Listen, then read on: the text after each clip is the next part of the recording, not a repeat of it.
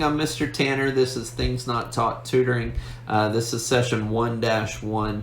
And what we're going to talk about is what to expect here with high school. Again, this is designed really to help those people transition into their freshman year and give them the advantage of understanding what high school's for, what it's about. In fact, we're going to answer 3 questions. Number 1, we're going to talk about why is high school different. Number 2, we're going to talk about the purpose of high school and how it's designed and how you should create a value statement for yourself once you understand this. And then finally, I'm going to give you some insight into what the first days of school will feel like, what it's going to be like, and kind of get into your brain a little bit and give you some examples of what you're going to experience. Because if you know what's coming at you, you're going to be able to deal with it a lot more readily. So let's get going with number 1, questions to be answered. Why is high school different?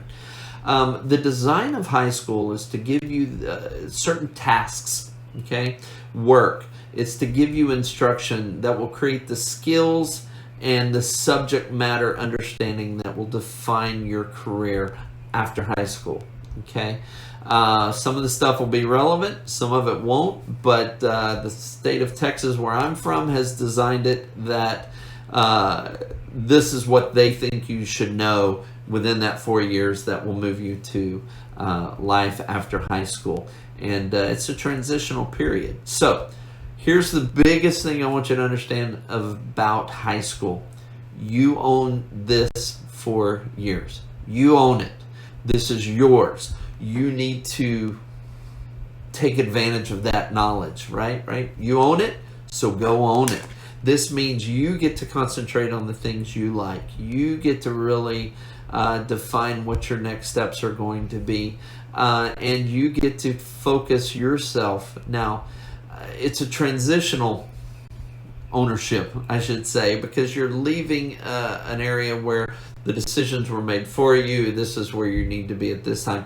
Well, guess what? Those things are going to start relaxing, and more and more and more throughout the 4 years, you're going to be treated as a young adult with the ability to make your own decisions and live with your own consequences and rewards, which are on their way. So, high school is designed to give you the skills that are going to take you to really that next step. So take advantage of it and own it. Number 2, what is the purpose of education? I'm going to give you the secret. A little secret that teachers know that not everybody else knows. The years you spent in junior high, middle school, 6th, 7th, and 8th grade, those are known as student-centered years. And they're designed to give you a foundational understanding of who you are, what your capabilities are beginning to be, and to really nurture who you, the student, is. You step into high school, we're still going to do that to a certain point because we know we need to grow citizens, all right? We know we need to grow productive people in society. So what we're going to do is in high school, we're going to start concentrate really on the things that help you survive in the world. And that includes the social life, the mental aptitude, the academics, that means the subject matter, the skills, the certifications in some cases that are going to propel you into your career after high school.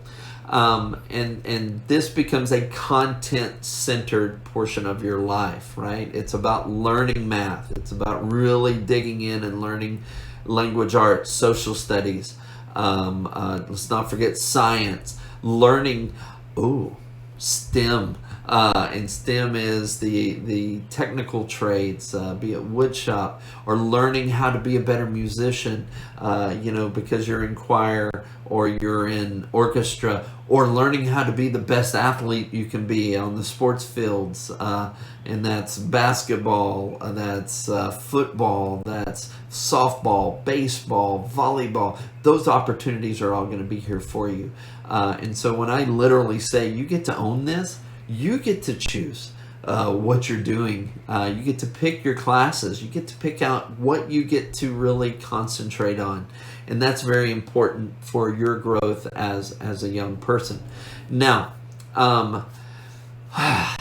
one of the biggest pieces of advice I gave my own kids was, Your first 3 years of high school, you need to really buckle down and focus and get the hard work done up front those first 3 years, because when you get to your senior year, I'm not going to say it's going to be easier or the information is not as valuable, because that's not true. It is. But by that time, you've got your routines open to a point. You've got them nailed down to a point that you understand how to learn and how to best utilize what you're learning. But then all of a sudden, you're going to have new options your senior year. You may have late arrival or early dismissal, in which you get the opportunity to go work for a living, to earn some money on the side. So if you do the work in the first 3 years, you're going to set yourself up for success that senior year, and then to what's beyond there. So pay attention to that as you're picking classes, and understanding, knock the icky stuff out first. And then you're going to be able to just pull back just a bit, because it's going to be an exciting senior year. So I want you to look forward to that. Understand that the actions you take and the things you do, everything has a consequence, whether it's positive or negative. But it's a consequence academically, socially, mentally.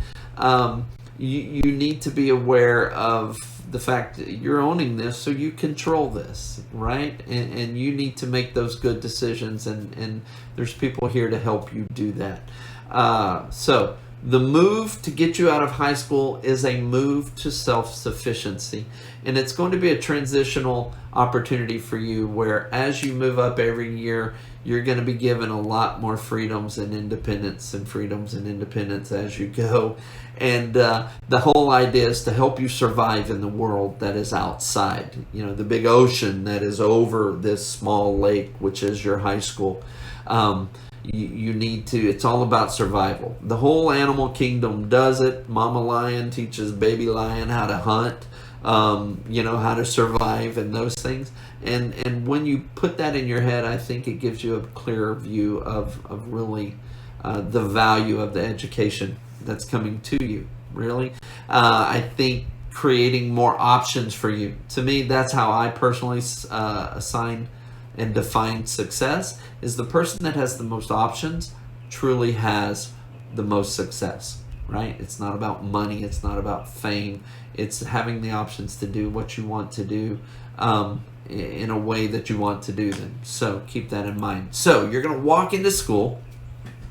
I believe I said day one is not the first day you enter class. School's going to start 2 weeks prior. You're going to get an invitation to an orientation at your school, most likely. Take advantage of this. You're going to walk in and you're going to see there's older students there helping younger students. There's teachers there helping to guide you along the way.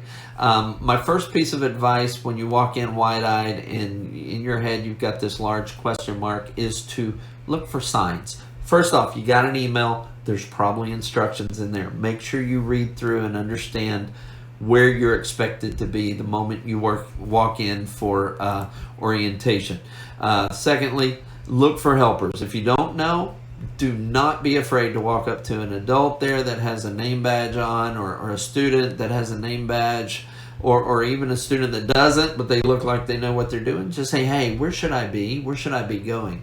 And they're going to be doing a couple of things your first days of school. First off, they're orienting you to the school. So here's how you take advantage of it. Go to the large meetings they have, or the rooms they have, which are going to explain the components of high school to you, and listen intently, absorb, and try to understand what they're trying to tell you, because they're giving you instructions at the same time of what to do next. The second piece is, and this is going to be your first moment to own your education, you're going to go to schedule pickup. Now, last year at school, they came in and they developed what courses you'll be taking, including electives. Well, this is the moment you're going to find out what your schedule is going to be like next year. Here's my best piece of advice. You, not your parents, not your brothers, not anyone, at this environment, at this meeting, you will walk up to a station. Most likely it'll have the letters of your last name that says students whose last name starts with A to C, come here. Students that start with D through E, come here. Students, and so on, so on. You need to go to that person that's working that station and say, "Hi, my name is so-and-so. Could I have my schedule?" Or they'll say, "What's your name?" Hopefully they'll be a little nicer, like, "What's your name?" Whatever. But you need to take control of that schedule, because ultimately it's you who is going to be keeping that schedule. Okay? Then give it to your mom or give it to your dad and show them how cool it is. But understand, this is a great opportunity in front of you to really own the education that you're about to get. The second thing I would suggest you do is look at your schedule, and on that schedule it'll have the name of teachers that you'll have, but it'll also have their room numbers. All right, use this time. You'll find a map somewhere, or it was emailed to you and it was printed. You will have a way to walk the building.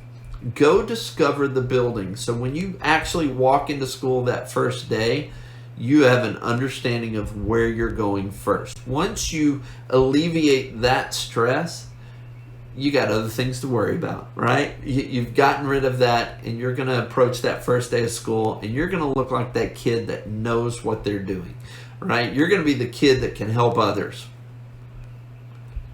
Walk the building. Walk your schedule. In some cases, your teacher may be at the door, so it's an opportunity to reach out and meet that person and kind of look them eye to eye and say, "I'm ready for your class."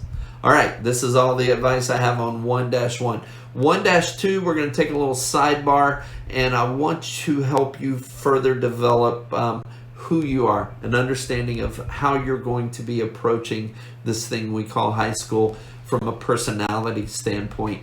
And once you understand and see that, I think you're going to have a better time, an easier time.